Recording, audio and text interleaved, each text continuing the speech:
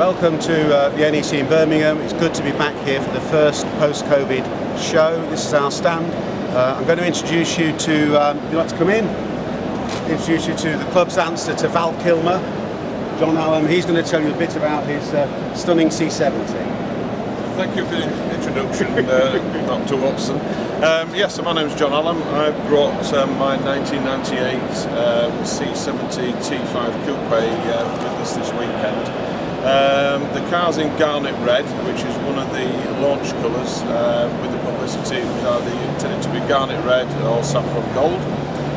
Only produced for a limited few years in this colour, and was also the same one that was used in the same film as Andrew has said with Val Kilmer.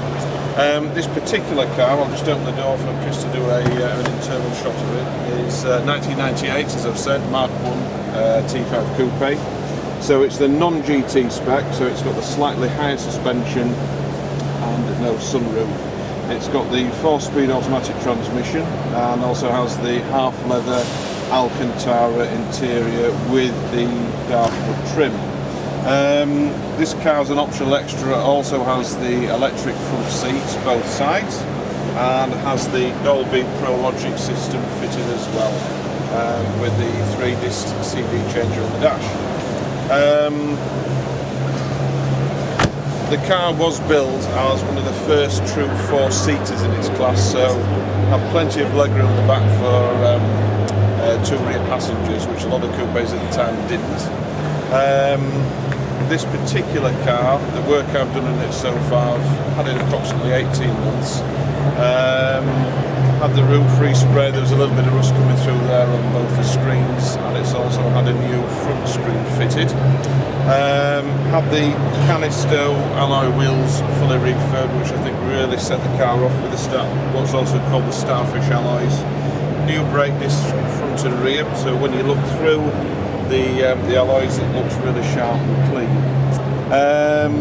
Work still to do on the vehicle. Ideally would like both bottom halves resprayed and also the boot lid, just a bit of bubbling coming through on there. And as I said earlier on, the car's done 182,000, so for a Volvo it's just broken in with it. But yeah, thoroughly enjoyable car to drive. With the T5 it's got excellent performance even with the 4-speed automatic. And I think that's it for mine. So thanks John. So from the Saint to our devil in sheep's clothing, Adam, who's our boy racer, I'm going to tell you about his yellow car. Hello, yeah, my name's Adam Kay, I'm the owner of this Volvo 850 T5R. It's mostly standard, apart from a few modifications. I've got an IPD anti-roll bar front and back, poly bushes on the front control arms, IPD top mounts. I had the car 17 years and it's been a pretty good car. It's not really ever let me down. It mostly resides at home now as a show car. I'll just take you around it. It's had a full respray. I recently had the alloys refurbed as well. Just open it.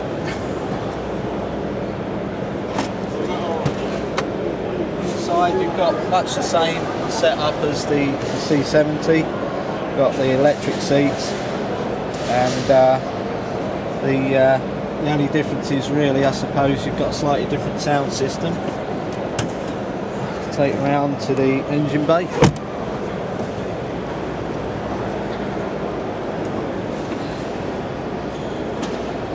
It's the same 5-cylinder 20-valve unit as the C70. The only difference with mine is it's remapped to about 280 bhp. I've got water injection fitted, and also got stainless steel brake hoses actually on the front and the back, which help a lot with the braking force. I've got C70 front discs, caliper holders, which obviously helps with the stopping power. One thing I always find is people say to me, is this the actual colour it was when it was new? And I say, well yes it is, because they don't realise that T5Rs, they came in 3 colours, the yellow, the black and the olive green. The other thing that they will often say is that they had a T5R, and what it actually means is they had a T5. So yeah, but generally speaking, it turns quite a few heads. It's certainly brought a lot of people onto the stand over the last few days photographing it, and hopefully I'll keep it forevermore. Thanks, Adam. So we'll go to another saint of a different generation. So Neil's got two cars here today, both 1800s, but very different. So we'll hand over to Neil. So this is the 1970 1800E. So the E is the final incarnation of the Coupe 1800s. It replaced the 1800S in 1969. And distinctive wheels were fitted to the E. They're a magnesium alloy centerpiece riveted to a steel outer rim. They're unique to the E, as well as the relocation of the fuel filler to the rear wing. Previously it was on the rear panel here, and you've got the air extraction vents as well. This particular car was owned by its first owner for 38 years, in which time he only racked up 18,000 miles. I managed to get it about 10 years ago. It's now done 22,000 miles and is an unrestored car. So if you want to look inside, it's a completely original car.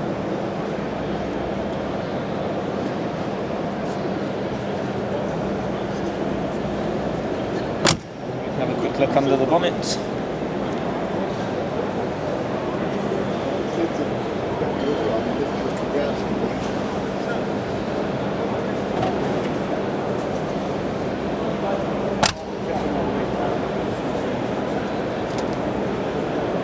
The 1800Es had fuel injection, fortunately supplied by Bosch, whereas a lot of the electrical components are Lucas. Volvo did use Bosch for the fuel injection, which is generally quite reliable. So I've kind of restored under the bonnet, took everything off, reconditioned everything, and resprayed the inner wings. Become a bit tatty over the years.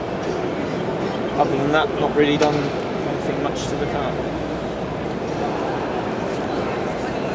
And this is the final incarnation of the 1800. This is the 1800 ES. Volvo did a rather clever conversion into the estate body, keeping much of the original body common. They've just extended the roof here, and obviously it's got the distinctive glass tailgate, which you can pan around and have a look at. Other than the body, it's mechanically the same as the 1800E. This particular car was in a dealer in Ireland as a display vehicle for many years before I got it. I've only had it a couple of years, and done a few bits and pieces to it, sort of restored the wheels and done some bits of paintwork and replaced many of the chrome parts. So there it is. So I think my two 1800s. Thanks, Neil. Thanks, everyone. Apologise for our chairman's behaviour today. He didn't take his tablets this morning, but we'll be back for the March show here and look forward to seeing you then. Bye.